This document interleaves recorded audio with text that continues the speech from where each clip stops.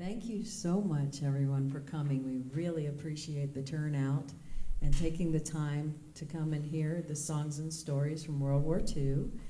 And my name is Dina Blade. This is Ray Puddicombe, and that's Hans Brehmer, as Kathy so nicely introduced us before. We'd like to start with these service songs. So please, everybody, feel free to pick up the blue cards. We're going to start with Navy, okay? And I know you'll recognize a lot of these, so here we go. Anchors aweigh, my boys, anchors aweigh. Farewell to college joys, we sail that break of day. Through our last night on shore, drink to the fall, until we meet once more. Here's wishing a happy voyage home. Army! Over hill, over dale, as we hit the dusty trail, and the caissons go rolling along. In and out, hear them shout, now we're marching right about, and the caissons go rolling along. And it's high, high, in the field, artillery, shout out your numbers loud and strong. 1, 2, 3. Wherever you go, you will always know, caissons go rolling along. Marines! All saw Montezuma to the shores of Tripoli. We fight our country's battles in the air, on land and sea. First to fight for right and freedom, and to keep our honor clean. We are proud to claim the title of United States Marines. Coast Guard! So here's the Coast Guard battle song. We fight on land or sea, through howling gale and shot and shell to win our victory. Semper Paratus is our guide, pledge our motto true. We're always ready, do or die. By Coast Guard we are for you. Air Corps! Give 'em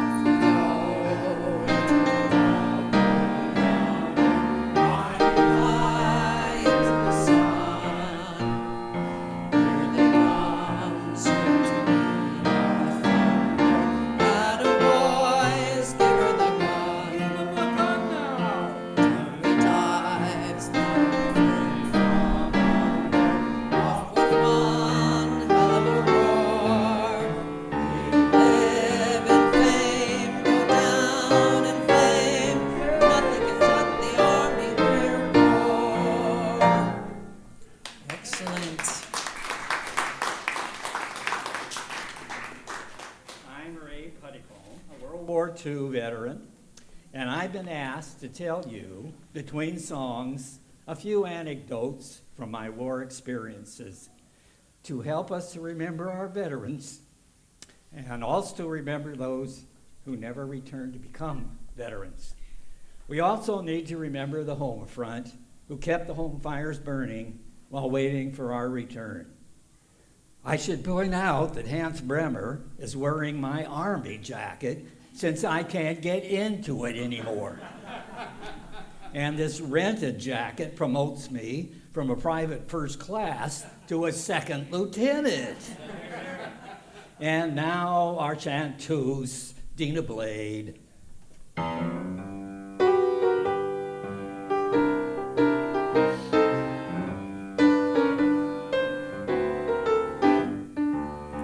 Gonna take a sentimental journey, gonna set my heart at ease, gonna make a sentimental journey to renew old memories. Got my bag, I got my reservation, spent each dime I could afford. Like a child in wild anticipation, I long to hear that all aboard.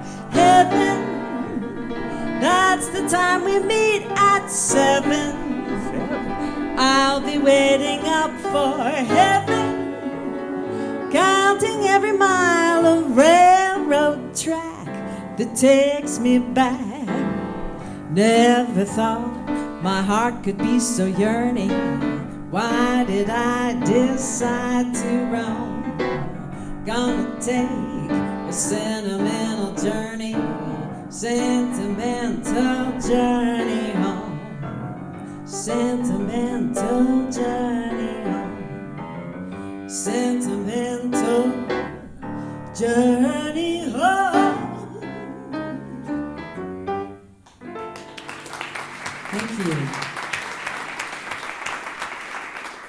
I registered for the draft on December 14th, 1942.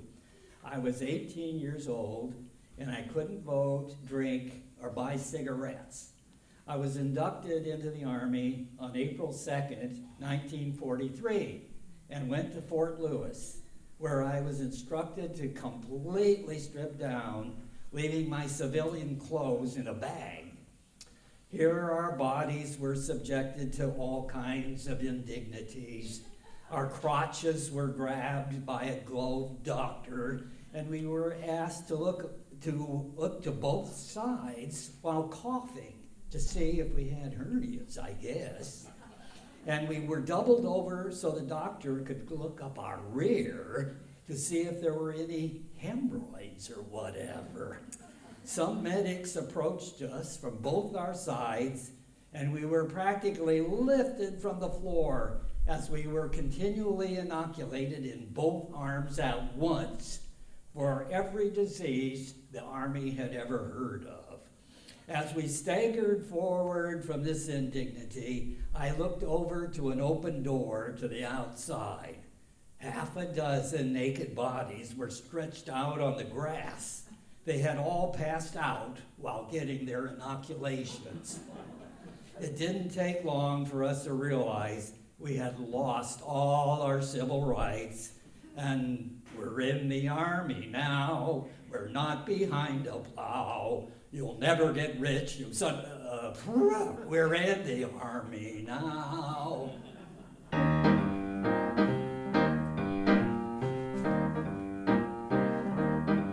This is the G.I. Jive, man alive. It starts with the bugle blowing reverently over your bed when you arrive. Jack, that's the G.I. Jive. A roodly toot, jump in your suit, make a salute. A root! After you wash and dress, more or less, you go and get your breakfast in a beautiful little cafe they call the Mess. Jack, when you convalesce, out of your seat, into the street, make with the feet. A reet! If you're a PVT, your duty is to salute the L-I-E-U-T. But if you brush the L-I-E-U-T, the MP makes you KP on the QT. This is the G.I. Jive, man alive. They give you a private tank that features a little device called fluid drive. Jack, after you revive, chunk all your junk back in your trunk, fall on your bunk. Clunk!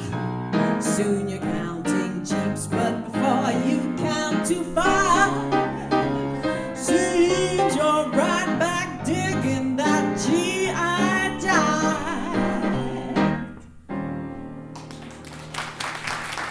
Thank you. I found myself in New Orleans in a railroad battalion as a headquarters clerk. We had lots of training and marching, and I actually fired a rifle. Our unit moved to Ohio at the B&O railroad shops. One day, it was announced that anyone had an IQ over 115 would be sent to ASTP, the Army Specialized Training Program at Purdue University.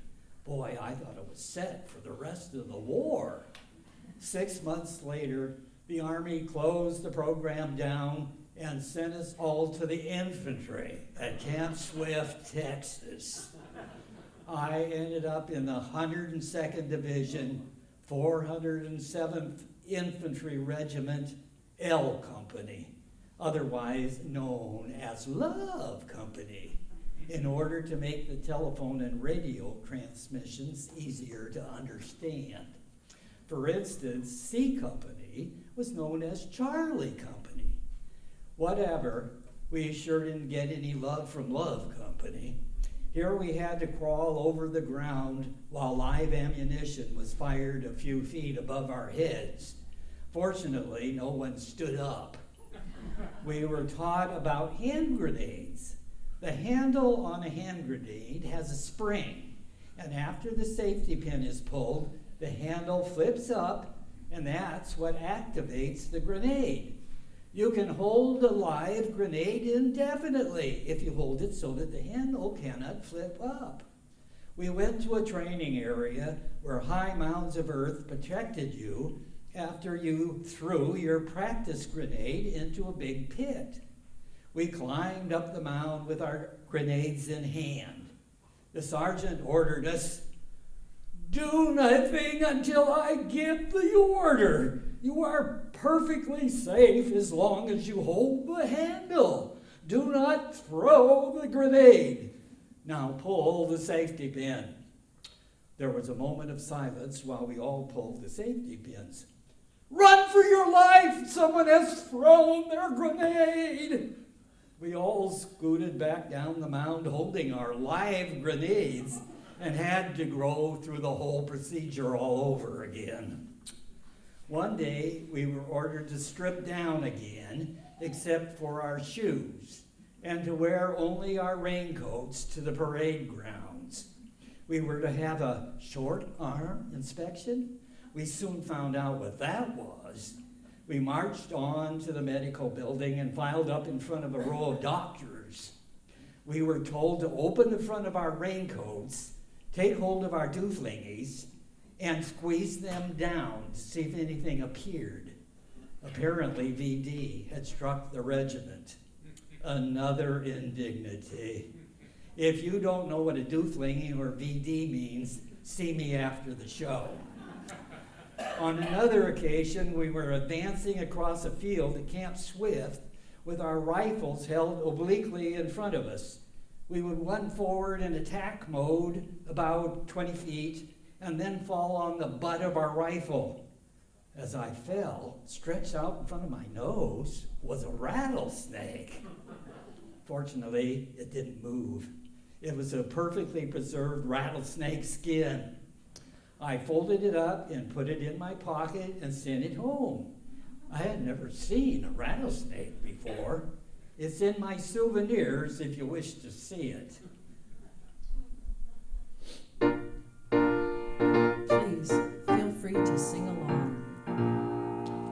This is the Army, Mr. Jones. No private rooms or telephones. You had your breakfast in bed before, but you won't have it there anymore.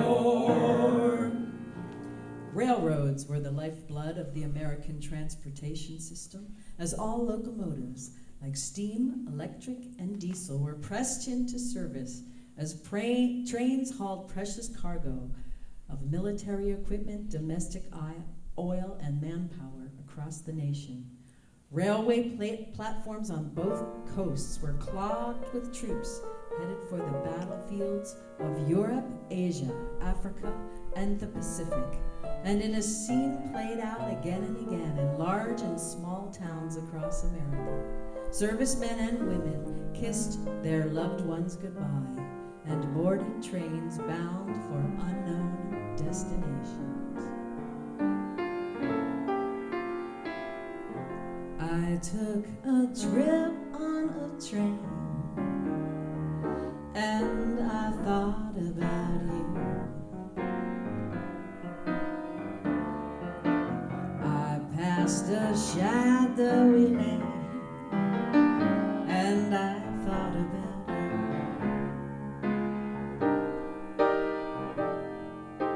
2 or 3 cars parked under the stars, a winding street. Moon shining down on some little town, and with each beat, same old dream. And every stop that we made, I thought about you. And when I pulled down the shade, I really felt blue. I peeked through the crack and looked at the track, the one going back to you. And what did I do? I thought about you.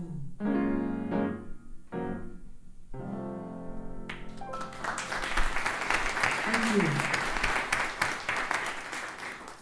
I went overseas from New Jersey on the Santa Paula, a former luxury liner that went between New York City and South America. But it wasn't luxury for us. We were packed 8 to a 2-person stateroom, and lucky because most of the men were packed in 4 high bunks in the hold. We were in the middle of a convoy of about 60 ships. Cruisers were on the outside, and the troop ships were in the middle. We couldn't see the cruisers except occasionally when the convoy changed directions after all the ships dumped their garbage. Enemy submarines would be looking for signs of ships. We were blacked out at night. Our sadistic first sergeant was told by a note that if he appeared on deck during the blackout, he would never be seen again. The convoy would not stop for anyone overboard. The boat latrine was in the former swimming pool. I didn't get seasick, so got the duty of hosing down the vomit in the latrine and under the bunks in the hold. We were the first division to land in Cherbourg, France, after the harbor had been cleared of mines. We bivouacked in a field between hedgerows. We had 2-man pump tents, which were made of half a tent from each man, the tops being buttoned together. Anywhere you touched the tent, it leaked. The ground was sopping wet as it rained every day, and we had nothing to put under our blankets. Hedgerows gradually disappeared as we ran over them during the night to urinate, instead of hiking to a hole a mile away, designated the official latrine. We arrived at a waiting train of boxcars to head to the front. Our boxcar, to hold 1 platoon, was opened, and we noticed a black substance on the floor, and it smelled bad. It was sheep guano. Everyone else was loading up. We looked for a broom. Orders came, load immediately. We had to place our duffel bags on top of the guano and pile in. They smelled until we got back to the States. The Germans had retreated to their Siegfried line on the Dutch border. Along the railroad, we saw the tides of war, huge bomb holes, burned out freight cars, destroyed villages. The Dutch and Belgians rushed out to throw us cheese and bread. As we reached the front, we relieved the 29th Division. During the day, cows would go into no man's land and return behind our lines at night. The cows were not being milked and looked pitiful with these distended udders. Many were shot during the foggy mornings when they were assumed to be the enemy.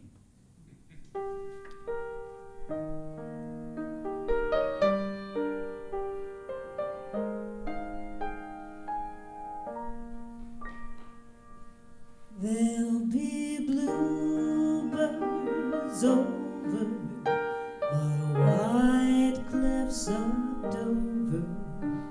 Tomorrow, just you wait and see.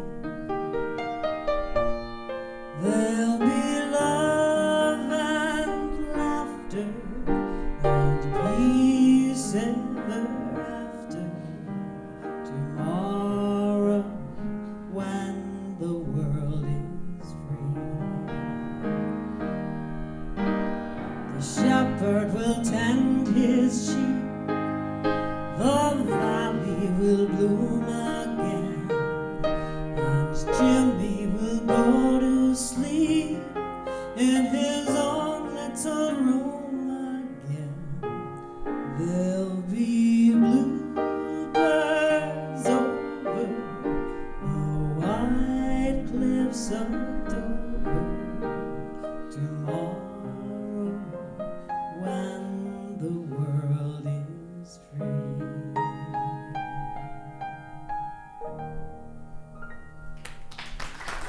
Thank you. Radio was the most important form of entertainment during the war years, and people looked forward to gathering around and listening to weekly broadcasts like Camel Caravan, Chesterfield Supper Club, Lucky Strike Hit Parade, I Sustain the Wings, and many others. One familiar song coming over the airwaves at that time belonged to Bing Crosby, who sang this song with a sermon-like delivery, which Brother Private Hans will assist me in delivering to you now. You better accentuate the positive, eliminate the negative, and latch on to the affirmative, and don't mess with Mr. In Between. You gotta spread joy up to the maximum and bring gloom down to the minimum, and have faith. A pandemonium is liable to walk upon the scene. To illustrate my last remark, with Jonah and the whale and Noah and the ark, what did they do just when everything looked so dark? Man, they said we better accentuate the positive and eliminate the negative, and latch on to the affirmative, and don't mess with Mr. In Between. No, don't mess with Mr. In Between. No, don't mess with Mr. In Between. Amen. Thank you. A foxhole is a hole about 8 feet long by 3 feet wide, which always had to be manned, one man sleeping, another on watch. It was as deep as a man's chest if possible. Sometimes the water table prevented that. Doors were stripped from bombed out houses and placed over the sleeping part of the hole. And if you could find straw, it covered the bottom. Earth and plants went over the door to camouflage the hole, as well as to protect from enemy shells. K-rations containers came in the shape of a small brick and had a can of a solid egg and pork mixture for breakfast, a hard cheese for lunch, and a pork mixture for dinner. Also in the box was toilet paper, cigarettes, matches, a drink mix, can opener, and hard candy. You could try to heat the food by burning the container, but any smoke could be observed by the enemy. The box was waterproof, being covered by wax. If the person sleeping needed to urinate, he used the K-ration box, then handed it to his buddy who was guarding. He had to dump it as far away as possible. The Western Front had the coldest weather in 50 years in 1944. As we attacked on November 30, we had to give up our warm coats and carry hand grenades, bandoliers of extra ammo, and our packs with raincoats and rations. Water and first aid kits hung from our belts. We attacked across an open field and were pinned down by 2 machine gun nests. They were so camouflaged they couldn't be seen. My foxhole buddy and 10 others from my company were killed. It was the worst day for a love company during the war. I was later awarded a Bronze Star.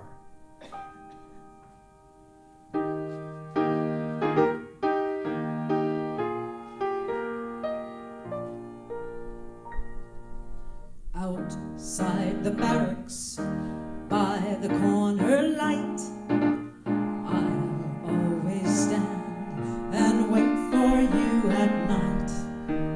We will create a world for two. I'll wait for you the whole night through. For you, Lily Marlene. For you, Lily Marlene. Soldier tonight, don't play the call to arms.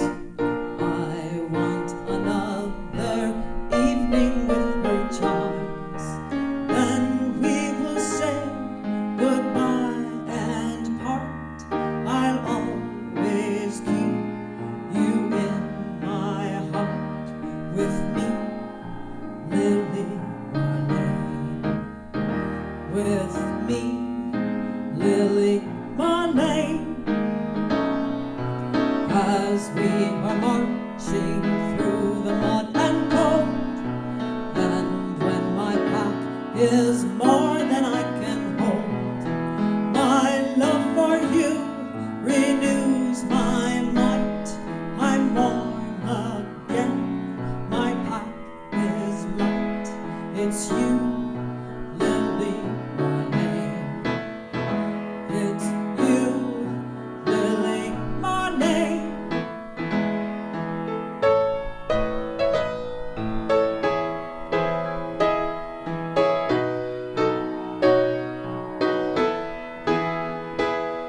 It's you, Lily Marlene. It's you, Lily Marlene.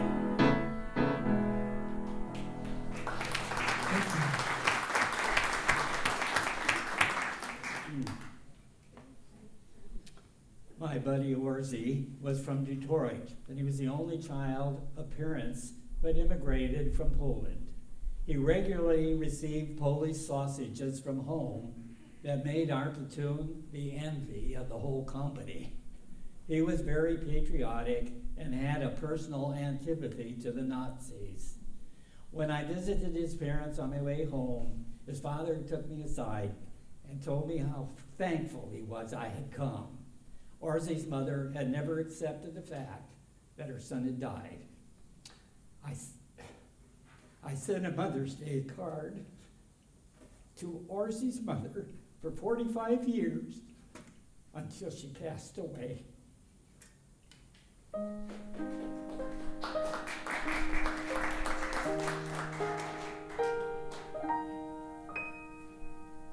Life is a book that we study.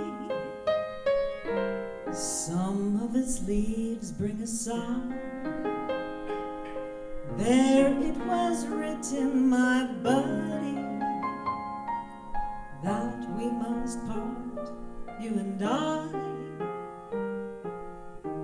Buddies through all of the gay days, buddies when something went wrong. I sit alone in the gray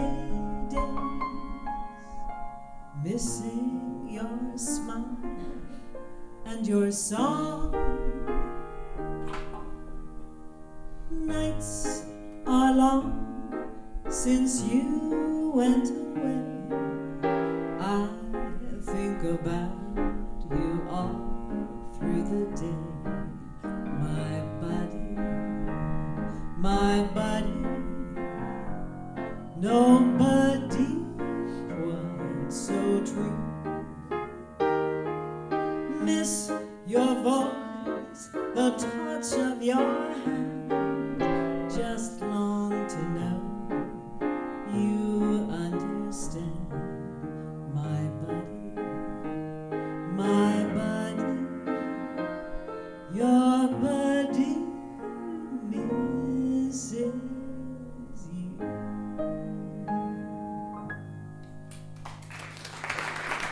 Thank you.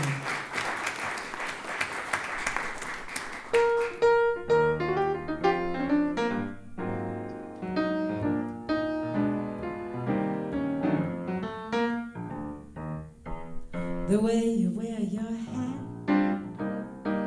the way you sip your tea, the memory of all that. No, they can't take that away from me. The way your smile just beams, the way you sing off key, the way you haunt my dreams. Oh no, they can't take that away from me.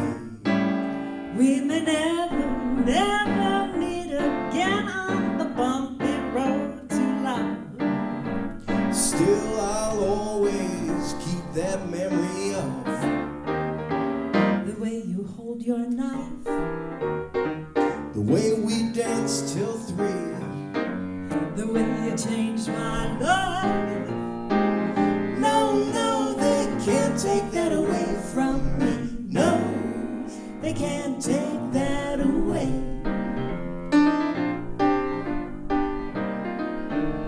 Can't take that away from me.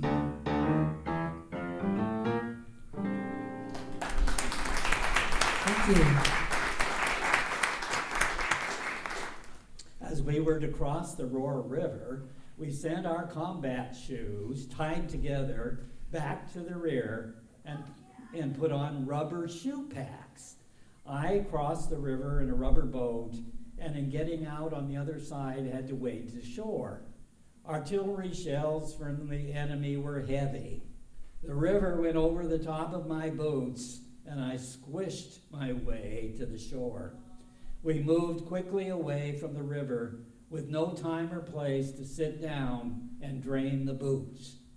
Finally, there was a lull in the enemy fire, and I sat down on some leaves. Boy, I got up quickly and as carefully as I could. There was a mine between my legs, the tiny plunger cap, smaller than a toothpaste cap, barely visible among the leaves. We got to the top of the hill above the river and sloshed out onto a plain. That night, a truck actually appeared from the rear, loaded down with our combat boots. People were getting trench foot. We were to find our boots and send the shoe packs back. No light was possible, and we had to choose our shoes out of about 175 pairs. I selected a pair I could walk in. We never did get our original shoes back. I became a company runner, and one night our wire line to communicate with the company CP, command post, went out. I had to get it reconnected. I grabbed the wire and followed it by running it through my hand. I trudged across the deep mud of a street and came to the break. I looked around in the dark to discern the other end of the wire in order to join them together. I looked down closely, I jumped back. A dead German soldier stared at me, and the broken wire was right on his chest. That wire was repaired in 5 seconds. I got diarrhea and after several weeks couldn't stand my underwear. I had to go through many drawers of German bedrooms to find clean underwear. I complained to the platoon medic to no avail.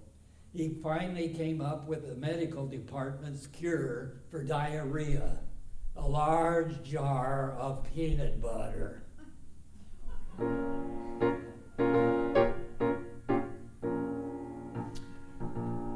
On December 16, 1944, 50 miles south of our positions, the German army attacked through the Ardennes forests in an attempt to capture Liège, Belgium, and our supply lines. This was the Battle of the Bulge. 2 divisions were withdrawn from our core sector and rushed south to contain the German threat. Our division thus had to spread the defenses in order to protect our sector from a possible second frontal attack. Thousands of miles of barbed wire were stretched across our front, along with booby traps and mines. Manned foxholes were spread out to cover 3 times our previous length. The Germans attacked on December 30 with about 180 men. 50% were killed by our artillery and arms fire. Many died while trying to get through the barbed wire and the mined area, and the rest surrendered. During the attack, our rear headquarters telephoned a foxhole to inquire about the battle. One of our men got to his phone and answered that he was a bit busy and would he please call back later. Our division had an atrocity incident in the town of Gardelegen while we were advancing to the Elbe River. German SS troops had herded 1,200 prisoners and slaves from Poland, France, Holland, Belgium, and even some Germans and 1 American into a large barn. The fall of Gardelegen by us was imminent. Straw had been scattered over the floor and gasoline sprayed on it. The straw was ignited by the Germans and the doors closed and machine guns were placed outside to kill anyone who might escape. No one did. We were often shelled with propaganda leaflets, and you may see my collection. I risked life and limb to get them, as we often got a live shell sent in with the propaganda. Many leaflets were torn, and it took a lot of time out of the foxhole to find good ones. The Germans celebrated Christmas by beaming Xmas carols across no man's land and dropping Xmas cards from shells over our heads. One card depicts a wounded GI dying alone in the frozen snow. The caption reads, "Dead men tell no tales, but prisoners of war do." You may see this card in my propaganda selection. When I look at the card today, I try to remember how I felt when I was at the front lines with no way out until the war was over, and then I could be killed at any moment.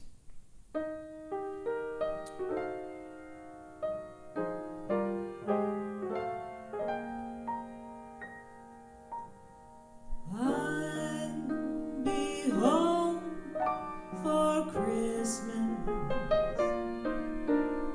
You can count on me. Please have snow and mistletoe and presents on the tree. Christmas Eve will find me where the love light beams. I'll be home for Christmas, if only in my dreams.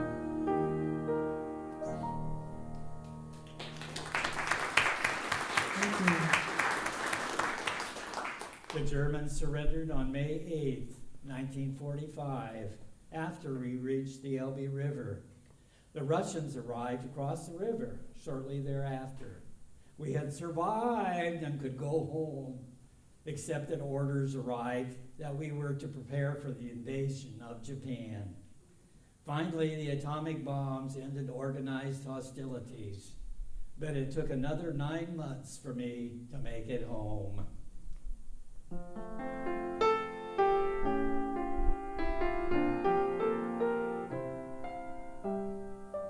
I'll be seeing you in all the old familiar places that this heart of mine embraces all day through. In a small cafe, a park across the way, the children's carousel, the chestnut trees, the wishing well. I'll be seeing you in every lovely summer's day, in everything that's light and gay. I'll always think of you that way. I'll find you in the morning sun, and when the night is new, I'll be looking at the moon, but I'll be seeing you.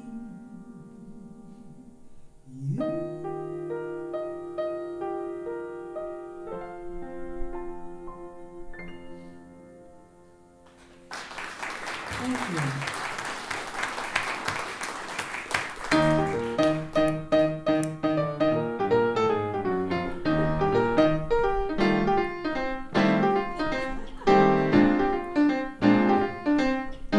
Who's the living dollar with the beautiful eyes? What a pair of lips I like to try to emphasize. I'll just tell him, baby, won't you swing it with me? Hope he tells me maybe what a week it will be.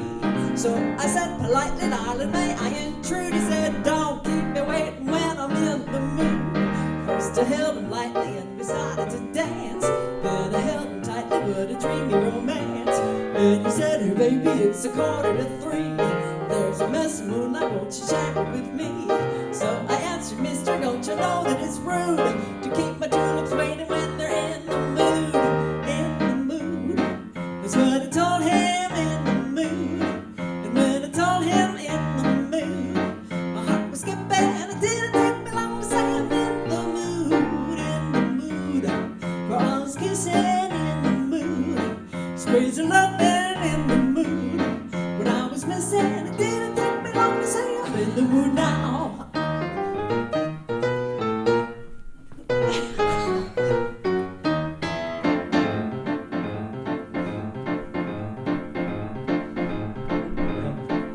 Pardon me, boy, is that the Chattanooga choo-choo? Woo-hoo! Track 29. Woo-hoo! So won't you give me a shine? I can afford to board the Chattanooga choo-choo. I got my fare and just a trifle to spare.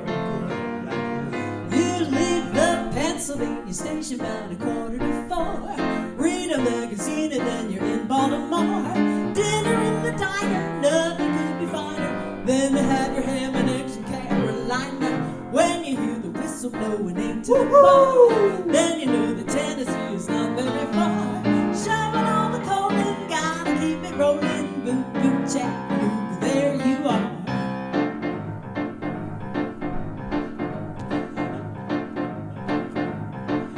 There's gonna be a certain party at the station, satin and lace.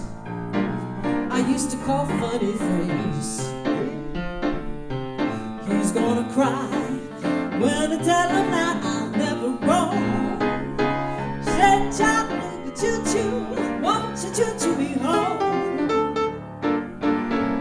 Chattanooga choo-choo, won't you choo-choo me home? Chattanooga, woo-hoo.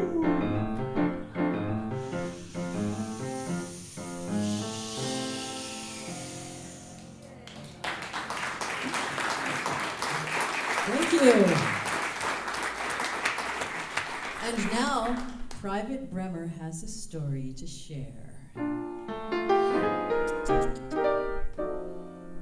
A long time ago, a second lieutenant named Spears returned to the States after staying overseas 3 years. His wife said, "Welcome home, dear, but since you've been gone, you see, we've been blessed with a darling baby, and a cute little one is he." Oh. She took the baby in her arms and said, "Benny's his name." He said, "I've been gone away 3 years, darling, can't you please explain? So I won't feel so dumb. Tell me where the little Benny come from." And every time he asks, she says, "Benny's from heaven." His face got red, but still she repeatedly said, "Benny's from heaven." He says, "I've asked the neighbors that come around, but no one can seem to remember Benny coming down." He said, "Now, about a little thing like this, I ordinarily shouldn't bother, but one thing I know about children, I know they gotta have a father." And as he looked at Benny, he said, "I can't blame her, you see. Benny must be from heaven, 'cause he darn sure ain't from me."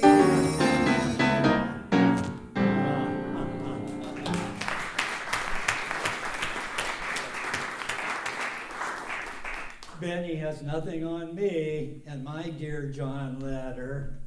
While in New York City, before we shipped out for the war, I and my buddies went to the Latin Quarter, a famous girly showplace and restaurant near Times Square.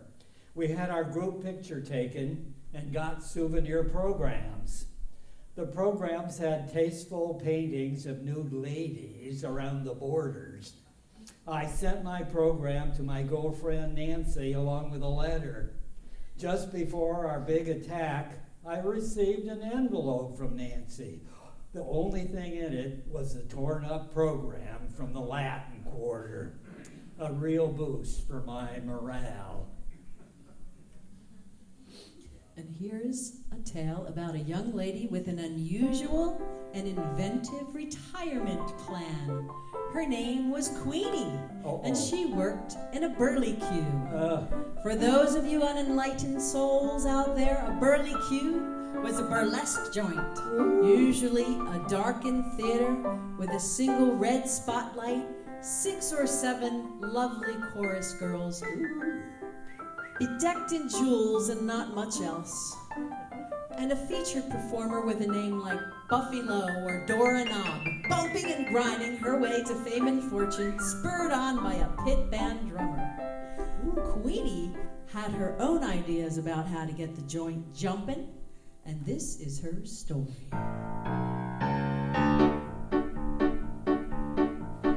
There's a burlesque theater where the gang loves to go to see Queenie the cute from the burlesque show. And the thrill of the evening is when out Queenie skips and the band plays the polka while she strips. Take it off! Take it off! All the customers shout, Take it off! Take it off! while the band beats it out. But she's always a lady, even in pantomime, so she stops and always just in time. Oh,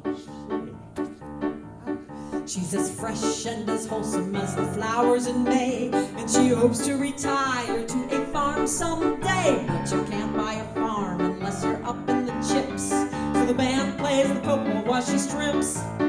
Take it off! Take it off! Cries a voice from the rear. Down in front! Down in front! Soon it's all you can hear, but she's always a lady, even in pantomime, so she stops and always just in time. oh, shit.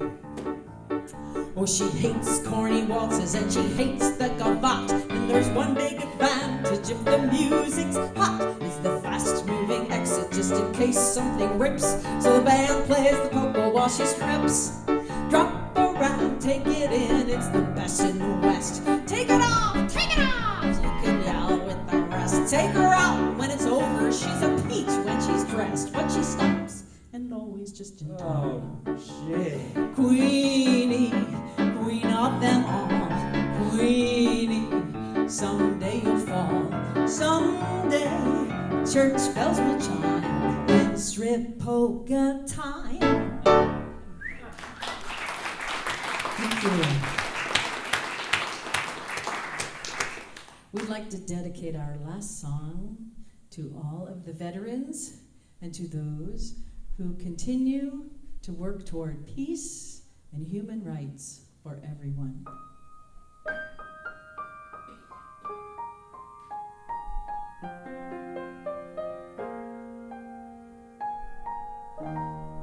And now the purple dusk of twilight time steals across the meadows of my heart. High up in the sky, the little stars climb, always reminding me that we're apart. You wandered down the lane and far away, leaving me a song that would not die. Love is just the stardust of yesterday, the music of the years gone by. Sometimes I wonder why I spend the lonely night dreaming of a song. The melody haunts my reverie, and I am once again with you. When our love was new, and each kiss an inspiration. But that was long ago. Now my consolation is in the stardust of a song beside a garden wall. When stars are bright, you are in my arms. A nightingale sings a fairy tale of paradise where roses grow. Though I dream in vain, in my heart it will remain, my stardust memory, the melody of love's refrain.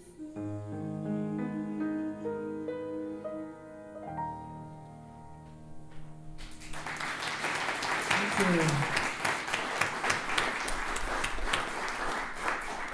And now, would you please all stand and join us in remembering all our veterans by singing God Bless America.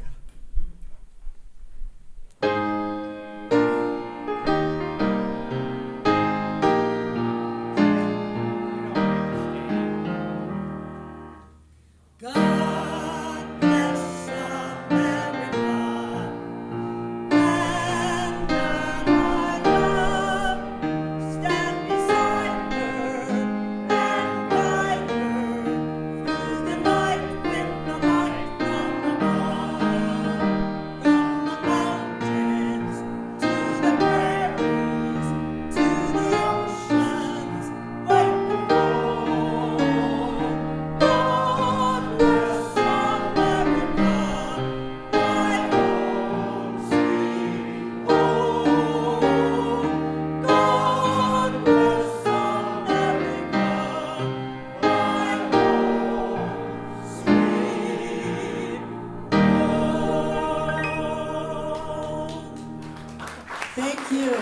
very much. We'd like to acknowledge the servicemen and women here today. Any people from the Army? Raise your hand. Right here. Let's. Navy. In the back. We got one in the back. Marines. No Marines. Coast Guard. Oh, good. Oh.